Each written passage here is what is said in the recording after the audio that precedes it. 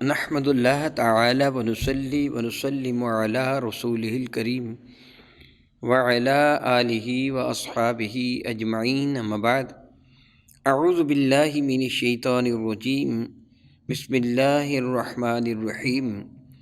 بحمد اللہ تعالی رب ذوالجلال کے احسان اور کرم سے آج آپ کا سبق شروع ہوگا سورۃ البقرہ شریفہ کی 204 نمبر آیت شریفہ سے آگے، تو ملاحظہ فرمائیے گا۔ اعوذ باللہ من الشیطان الرجیم، بسم اللہ الرحمن الرحیم۔ وَإِذَا تَوَلَّى سَعَىٰ فِي الْأَرْضِ لِيُفْسِدَ فِيهَا وَيُهْلِكَ الْحَرْثَ وَالنَّسْلَ وَاللَّهُ لَا يُحِبُّ الْفَسَادَ۔ وَإِذَا تَوَلَّى، جب وہ پیٹھ پھیرتا ہے، یعنی آپ کے حضور سے جب وہ چلا جاتا ہے، تو سعیٰ، سعی کا لفظی معنی ہوتا ہے کوشش کرنا۔ سعیٰ فی الارض لیفسد فیہا، وہ زمین میں کوشش کرتا ہے فتنہ فساد پھیلانے کی، ان لوگوں کی غیبت کرتا ہے، ادھر ادھر ایک دوسرے کی سنا کر کوشش یہ کرتا ہے کہ مسلمانوں میں لڑائی پیدا ہو جائے۔ وَيُهْلِكَ الْحَرْثَ، یہ بدبخت مسلمانوں کی کھیتیوں کو بھی برباد کرتا ہے۔ وَالنَّسْلَ، اور مسلمانوں کے مواشی اور انسانوں کی جانوں کو بھی یہ خطرے لاحق کرتا ہے۔ وَاللَّهُ لَا يُحِبُّ الْفَسَادَ، اللہ رب العزت جل اللہ فساد کو پسند نہیں فرماتا، یعنی جو فساد کرنے والے ہیں ان فسادیوں کو پسند نہیں فرماتا۔ رب ذوالجلال فرماتا ہے وَإِذَا قِيلَ لَهُ اتَّقِ اللَّهَ، جب اسے یہ کہا جاتا ہے کہ اللہ تعالیٰ جل وعلا سے ڈر، اخذتہ العزت بالاسم، وہ اپنی عزت کو اپنے گناہ کی وجہ سے خیال کرتا ہے کہ ضد پہ اڑ جائے، فحسبہ جہنم، اس کے لیے جہنم کافی ہے، وَلَبِئْسَ الْمِہَادُ، اور کتنا برا ٹھکانہ ہے، مہد پنگھوڑے کو کہتے ہیں، یعنی جو بچھونا ہوتا ہے، اس کا کتنا برا بچھونا ہے۔ پچھلی آیت بارکہ میں قبل ازیں آپ یہ پڑھ چکے ہیں، رب ذوالجلال کا یہ ارشاد گرامی قدر کہ وَمِنَ النَّاسِ مَن يُعْجِبُكَ قَوْلُهُ فِي الْحَيَاةِ الدُّنْيَا، انسانوں میں کچھ ایسے بھی ہیں کہ دنیا میں ان کی گفتگو بڑی ہی اثر انگیز معلوم ہوتی ہے، بڑی ہی پرکشش معلوم ہوتی ہے، بڑی ہی محبت سے لبریز بھری ہوئی محسوس ہوتی ہے، گفتگو کرنے والا بڑا عقیدت مند محسوس ہوتا ہے، چکنی چڑی باتیں کرتا ہے، حالانکہ رب کریم فرماتے ہیں کہ قولہ فی الحیات الدنیا، اس کی یہ گفتگو دنیا کی زندگی تک محدود ہے، یعنی وہ ظاہر کچھ ہے باطن کچھ ہے۔ وَيُشْهِدُ اللَّهَ عَلَى مَا فِي قَلْبِهِ، تو اللہ تو اس کے دل پر گواہی دیتا ہے کہ اس خبیث کا دل بڑا گندہ ہے، شریر ہے، نجس آلود ہے، وَهُوَ لَدُّ الْخِصَامِ، وہ بڑا جھگڑالو ہے۔ یہ اخنس بن شریک، مفسرین کرام فرماتے ہیں کہ ایسا خبیث انسان تھا جس طرح عبداللہ بن ابی رأس المنافقین، یہ اخنس بن شریک اور اس کی کماش کے دوسرے لوگ جب بارگاہ رسالت مآب میں حاضر ہوتے، بڑی چکنی چیڑی باتیں کرتے، کئی ہوتے ہاتھ چومنے والے، بڑی عزت و احترام کرنے والے، لیکن در پردہ وہی معاذ اللہ تعالیٰ چھری پھیرنے والے ہوتے ہیں۔ میرے کریم آقا رسول عربی کی خدمت فیض درجت میں حاضر ہوتے تو صحابہ کرام کے سامنے حضور کی تعریفوں کے پل باندھ دیتے، اور جس طرح بعض اوقات ہوتا ہے بات کریں سبحان اللہ، کتنی اعلیٰ بات کی، کتنی اچھی بات کی، دیکھنے والا کہتا بڑا متاثر ہوا یہ شخص، اور حقیقت ان کی کیا تھی؟ یہ خبیث صرف دنیاوی زندگی میں اپنی عزت بنانے کے لیے یہ جملے کہتے تھے تاکہ صحابہ کرام کے سامنے ان کی عزت بن جائے، ان کی تعظیم و توقیر ہو جائے، اور در پردہ ان کی حالت کیا تھی؟ جب بارگاہ رسالت مآب سے باہر نکلتے تو مسلمانوں کو آپس میں لڑانے کی کوشش کرتے، ایک کی باتیں دوسرے کو بتاتے، اس کی باتیں اس کو بتاتے، اور سچی باتیں بھی نہ ہوتی ان میں بہت سارا جھوٹ ملا کر بتاتے، اور ان کا اکثر مقصد کیا تھا کہ مسلمانوں کی افرادی قوت وہ تباہ ہو جائے، یہ کمزور ہو جائیں، باہم ایک دوسرے کے ساتھ لڑائی جھگڑا ان کا معمول بن جائیں، جو رسول مشرف رحمت عالم کی شان کریمی کے تصدق ان کے دامن کرم سے وابستہ ہو کر جو ان میں اجتماعیت آئی ہے یہ انفرادیت پہ بدل جائے، ان کی اجتماعیت کو توڑ دیا جائے۔ وہ منافق کس قسم کی باتیں کرتے ہیں؟ رب ذوالجلال فرماتے ہیں کہ وہ کھیتیوں کو بھی برباد کرتا ہے۔ مفسرین کرام فرماتے ہیں یہ بدبخت چوری چھپے مسلمانوں کی کھیتیوں کو آگ بھی لگا دیتا تھا، اور ان کے مواشیوں کو بھی ہلاک کر دیتا تھا، لیکن کسی کو پتہ نہ چلنے دیتا۔ لیکن اللہ تعالیٰ سے تو کچھ پوشیدہ نہیں ہے۔ رب کائنات نے بتا دیا یہ خبیث انسان ہے کہ جو ایمان والوں کو نقصان پہنچانے کے در پہ ہے۔ فرماتے ہیں وَإِذَا قِيلَ لَهُ اتَّقِ اللَّهَ، جب اس کی یہ باتیں عیاں ہو گئیں کہ مسلمانوں کو نقصان پہنچاتا ہے، ان کی کھیتیوں کو جلاتا ہے، ان کے جانوروں کو قتل کرتا ہے، جب یہ بات عیاں ہوگی تو اس سے کہا گیا بارگاہ بے کس پناہ میں حاضر ہو کر اپنے گناہوں کا اعتراف کر لے، اپنے گناہوں پر معافی مانگ لے، تو اتنا اچھا بندہ معلوم ہوتا ہے، کیونکہ وہ بڑا چکنی چڑی باتیں کرنے والا تھا کہ تو حضور سے محبت کرنے والا ہے۔ صحابہ یہی سمجھتے تھے، حالانکہ وہ خبیث محبت کرنے والا تو نہیں تھا، وہ تو خبیث انسان تھا۔ تو صحابوں سے کہتے بارگاہ سالت ماں میں حاضر ہو کر تو معافی مانگ لیں، تو اس نے اس کو اپنی عزت اپنی ناک بنا لی، میں کیوں معافی مانگوں، اس پہ میری توہین ہے، میری بے عزتی ہے۔ رب ذوالجلال فرماتا ہے وَإِذَا قِيلَ لَهُ اتَّقِ اللَّهَ، جب اس سے کہا گیا، یعنی کہا جاتا ہے، کہا گیا، ماضی مجہول کا صیغہ ہے۔ وَإِذَا قِيلَ لَهُ اتَّقِ اللَّهَ، جب اس سے کہا گیا کہ اللہ رب العزت جل وعلا سے ڈر، تو أَخَذَتْهُ الْعِزَّةَ بِالْإِثْمِ، وہ پکڑتا ہے اپنی عزت کو گناہ کے ساتھ، یعنی وہ اپنی توہین سمجھتا ہے معافی مانگنا، بے عزتی سمجھتا ہے معافی مانگنا۔ معاذ اللہ تعالیٰ معاذ اللہ تعالیٰ، میں اللہ سے معافی مانگتا ہوں، جملہ اتنا اعلیٰ نہیں ہے، وہ اللہ کے مقابلہ میں اپنی عزت کو بڑھاتا ہے کہ میں رب سے معافی نہ مانگوں گا۔ ذلیل اپنی بیوی سے بھی معافی مانگتا ہوگا، اپنے بچوں سے بھی معافی مانگتا ہوگا، اپنے علاقہ کے چودھریوں سے معافی مانگتا ہوگا، اسے شرم آئی تو رسول اللہ سے معافی مانگتے ہوئے، اللہ تعالیٰ سے معافی مانگتے ہوئے، الیاذ باللہ تعالیٰ ثم الیاذ باللہ تعالیٰ، میرے کریم آقا جو رب ذوالجلال کے محبوب ہیں، کائنات ہستی میں اللہ تعالیٰ کے بعد سب سے بڑھ کر عزت کرنے والے ہیں، میرے کریم آقا ایک ایک دن میں 100 مرتبہ استغفار فرماتے تھے بارگاہ رب العزت پہ۔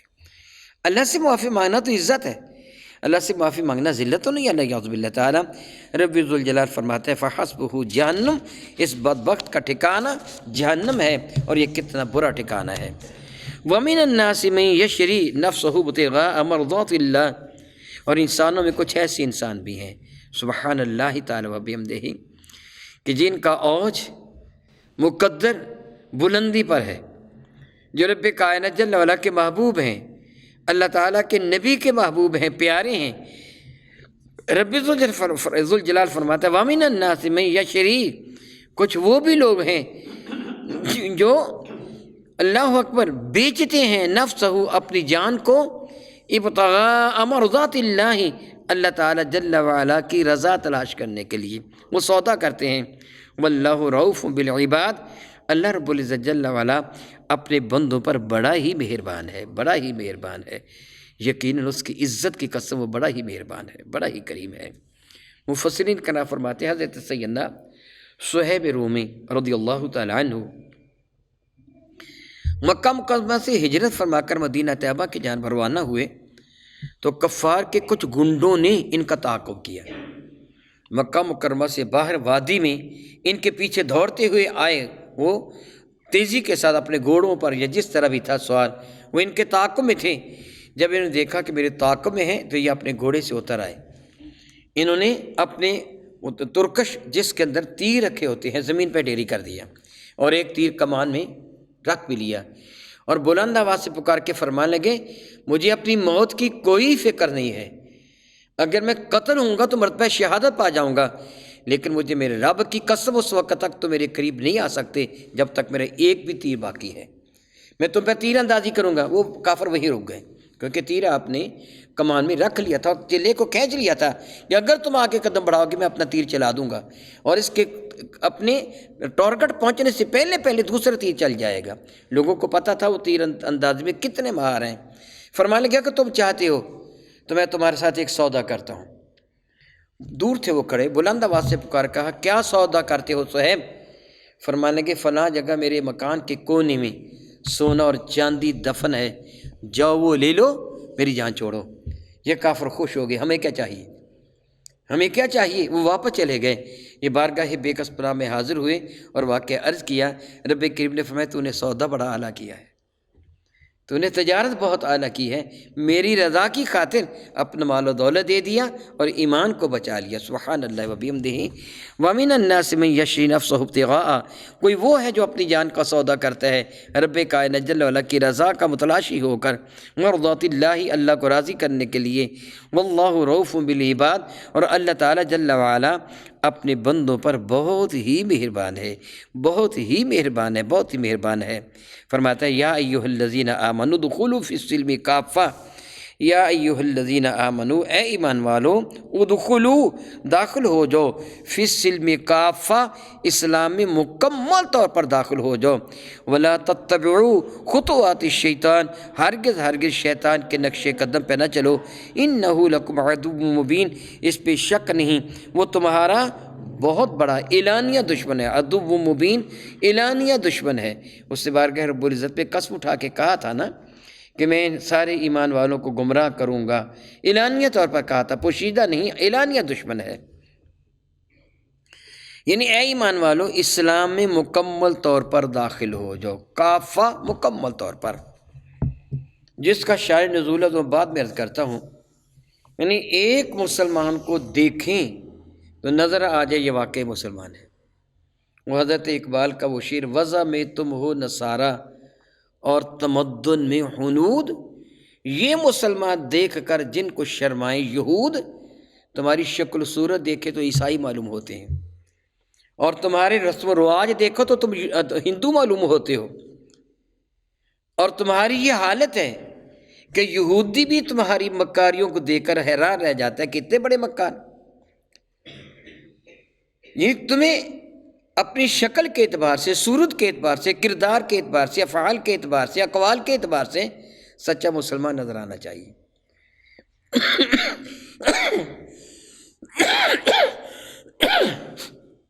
اللہ تعالیٰ فرماتا ہے ادخلوا فی السلم کافہ، مکمل طور پر اسلام میں داخل ہو جاؤ۔ اس کا شان نزول جو مفسرین کرام بیان فرماتے ہیں وہ یہ بیان فرماتے ہیں، حضرت سیدنا عبداللہ ابن سلام رضی اللہ تعالی عنہ، جو یہودیوں کے بڑے پائے کے علامہ تھے، جن کے بارے میں آپ قبل ازیں ایک سے زیادہ مرتبہ سن چکے ہیں، میرے کریم کی خدمت فیض درجت میں حاضر ہوئے اور سرکار کا دیدار کرتے ہی ایمان کا انہوں نے پٹا اپنی گردن میں سجا لیا، میرے نبی کی سچی غلامی اختیار کر لی۔ چونکہ یہودیوں کے ہاں اونٹ کا گوشت، اونٹنی کا گوشت اور دودھ یہ حرام ہے۔ حضرت یعقوب علیہ السلام نے اللہ تعالیٰ جل وعلا سے ایک بیماری کی شفا کے لیے بطور نظر مانا تھا، اللہ تعالیٰ میں اپنے اوپر، اونٹ ان کے لیے محبوب تھا، اونٹنیاں محبوب تھیں، گوشت کھاتے تھے، میں اس گوشت کو اپنے اور اپنی امت پر حرام قرار دوں گا، مجھے اس مرض سے شفا عطا ہو جائے۔ رب کائنات نے شفا عطا فرما دی۔ رب کائنات کو دراصل یہی منظور تھا کہ ان لوگوں پر اونٹ اور اونٹنی کا گوشت اور اونٹنی کا دودھ حرام قرار دے دیا جائے، ان پر حرام تھا۔ عیسائی اور یہودی یہ سارے کے سارے بنی اسرائیلی ہی کہلواتے ہیں۔ مسلمانوں کے ہاں یہ حلال ہے، اس میں کوئی بھی کسی طرح کا نقص نہیں ہے۔ میرے کریم آقا رسول عربی کی سنت ہے اس کا گوشت کھانا، اونٹنی کا دودھ پینا وغیرہ وغیرہ۔ حضرت عبداللہ ابن سلام چونکہ طبعاً ایک طویل عرصہ تک یہودی رہ چکے تھے اور یہودیوں کے علامہ تھے، اس لیے ان کے دل میں اونٹ کے گوشت کی کچھ نفرت تھی۔ جس طرح آج کسی کو کہا جائے نا، کتنے وہ لوگ ہیں کہ جو سبزی کھاتے گوشت نہیں کھاتے، ایسے ہیں نا۔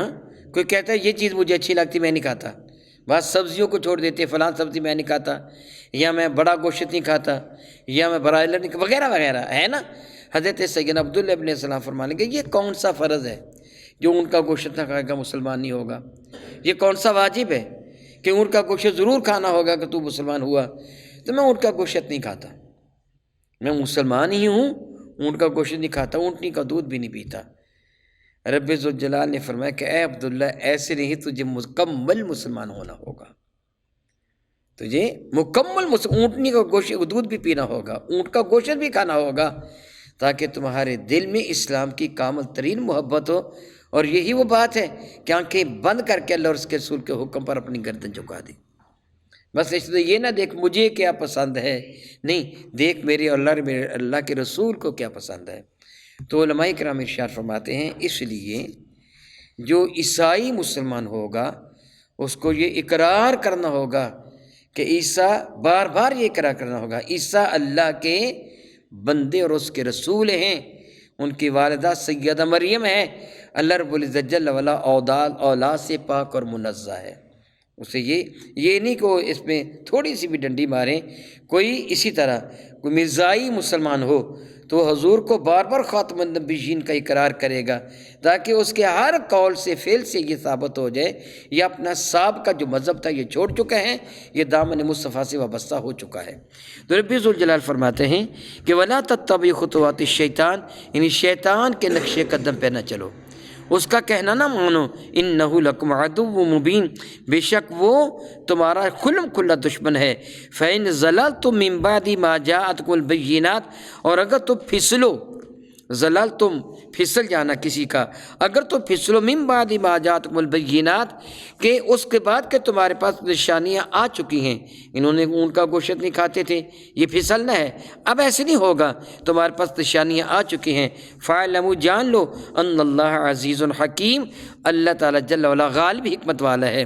هل ينظرون، یہ کس چیز کے منتظر ہیں یہ کافر، الا ان یاتیہم اللہ فی ظلل من الغمام، کہ رب کائنات جل وعلا معاذ اللہ تعالیٰ ثم اللہ تعالیٰ آسمان سے بادل کی شکل میں ان پر اپنا عذاب نازل فرما دے۔ یہ کس چیز کے متمنی ہیں، یہ کیا چاہتے ہیں؟ جس طرح پہلے لوگوں پر عذاب آیا تھا، وہ بادل نظر آتا تھا مگر وہ تیز و تند ہوا تھی، کبھی بادل نظر آتا تھا مگر وہ آگ برسانے والا تھا، یہ کیا چاہتے ہیں؟ والملائکۃ، اور فرشتے آ جائیں اس بادل میں، وقضی الامر، اور ان کا فیصلہ ہو چکے، وإلی اللہ ترجع الامور، یاد رکھو تمام کاموں کا انجام کار رب کائنات جل وعلا کی حضور ہے۔ وہ ایک پنجابی میں جملہ کہتے کہ 100 ہاتھ رسہ تھے سرے تے گانڈ، مراد کیا ہوتے ہے کہ آخر وہاں تک ہی پہنچنا ہے، اس کے آگے پھر نہیں ہے، وہاں جا کے پھر رک جانا ہے، اس کے آگے نہیں ہے۔ رب کائنات کے حضور بہرحال پہنچنا ہے۔ کون ہے پوری کائنات ہستی میں کہ جو رب کائنات کے حضور حاضر نہیں ہوگا، کہ جس کی یہ جرت ہو کہ وہ اللہ تعالیٰ جل وعلا سے بھاگ سکتا ہو، دائیں بائیں ہو سکتا ہو، نظر چرا سکتا ہو، وہ چھپ سکتا ہو، ممکن ہی نہیں ہے۔ ہر کسی کو بارگاہ رب العزت میں حاضر ہونا ہے، تو اپنی حاضری کو یاد کر لیجئے۔ جو اللہ تعالیٰ جل وعلا کا جتنا محبوب ہوتا ہے وہ اللہ تعالیٰ کے حضور حاضر ہونے سے اسی قدر ڈرتا ہے۔ مشہور واقعہ ہے حضرت سیدنا سلیمان علیہ السلام کا کہ جب ہدہد آپ کے حضور حاضر ہوا تھا تو آپ نے غصے کی وجہ سے اس کے سر کو پکڑ کر اپنی جان کھینچا تھا، اور ہدہد کا ایک قصور تھا کہ بغیر اجازت لیے وہ کہیں گیا تھا، تو آپ نے اس کو سزا دینے کی ٹھانی تھی کہ میں اس کو سزا دوں گا۔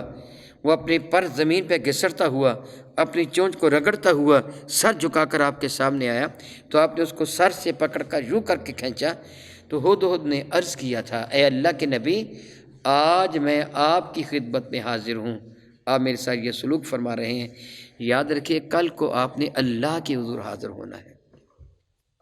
اللہ اکبر، اللہ اکبر۔ ہدہد کی بات سن کر حضرت سیدنا سلیمان اللہ کے برگزیدہ پیغمبر ہیں، بہت عزت والے پیغمبر ہیں، بڑی عظمت والے پیغمبر ہیں۔ رب کائنات نے ان کو ہواؤں پر، پانی پر، انسانوں پر، جنوں پہ بادشاہ بنا دیا تھا۔ اتنی عظیم بادشاہ ہوتے ہی لرز گئے، رونے لگے، اور ہدہد کے قصور کو معاف فرما دیا کہ مجھے بھی رب کائنات کے حضور حاضر ہونا ہے۔ یہ بات اگر کسی کو اچھی طرح ذہن نشین ہو جائے تو پھر وہ سارے گناہوں سے بچ جاتا ہے۔ دعا ہے کہ رب کائنات ہمیں قرآن مجید فرقان مجید کے ارشادات عالیہ کے مطابق عمل کی توفیق عطا فرمائے۔ او کما قال اللہ تبارک و تعالی واللہ تعالی اعلم باسرار کتابہ۔